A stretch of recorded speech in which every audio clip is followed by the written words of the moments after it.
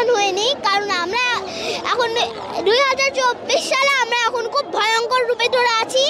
এই জন্য ও যদি আসে তাহলে ওরা আসুক, আমার কোনো কথা নেই, কিন্তু আমি তার কাছে একটাই অনুরোধ করি, আল্লাহর কাছে তওবা করে ফিরে আসুক। ওর কাছে দুইটা পথ আছে, এক আল্লাহর কাছে তওবা করে ফিরে আসুক, অথবা দুই দেশে এসে আমাদের সাথে খেলা করে তারপরে যাক, শেষ। আমার অনেক ভালো লাগছে যে এখন এত কিছু নিয়ে এই পিছনে স্লোগান চলছে, ওইটা আমি কিছুটা দিয়েছি এবং আমার খুব ভালো লাগছে যে আমি এখানে আসতে পেরেছি, সাথে থাকতে পেরেছি, এবং এই সালে 30 লাখ মানুষ যে রক্ত দিয়ে এই দেশটা পাকিস্তানের কাছ থেকে নিয়ে এসেছে। আগে এটার নাম, আগের এই ঘটনাতে জানি আমাদের বাংলাদেশকে ঈদ পাকিস্তান বলা হতো, আগে বাংলাদেশ বলা হতো না।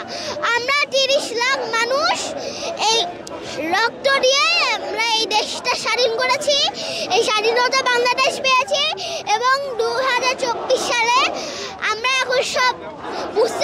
এখন আমরা সবাই এসেছি এবং ছোট করেছিও। আমিও খুব প্রাউড ফিল করি যে আমি সবার সামনে এসেছিলাম এবং আমিও শুনেছিলাম, বাট আমি প্রথমে যখন গুলির সাউন্ডটা শুনি আমার ভয় লেগেছিল একটু, পরে আমি ভয় পাইনি, আমি আন্দোলন করে চলেছি। তবে আবু সাইদ মুগ্ধ শেষ হয়নি যুদ্ধ, তাহলে এরকম যে করা হলো, তাহলে আবু সাইদ মুগ্ধকে কেন মারা হলো? এটা আমার প্রশ্ন, যে আবু সাইদ মুগ্ধকে কেন মারা হলো? মুগ্ধ হচ্ছিল আমাদেরকে পানি খাওয়াচ্ছিল, বিস্কুট খাওয়াচ্ছিল, ওইটা ঠিক আছে, ওইটা বাদ।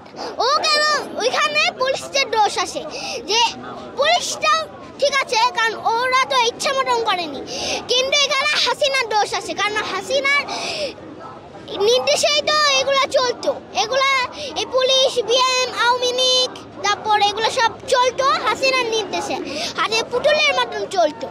এখন ওরা আমাদের দলে চলে এসেছে, আমরা রক্ত দিয়েছি, অনেকজনকে মেরে ফেলাও হয়েছে, অনেকজনকে কষ্ট দেওয়া হয়েছে, মেরে ফেলা হয়েছে।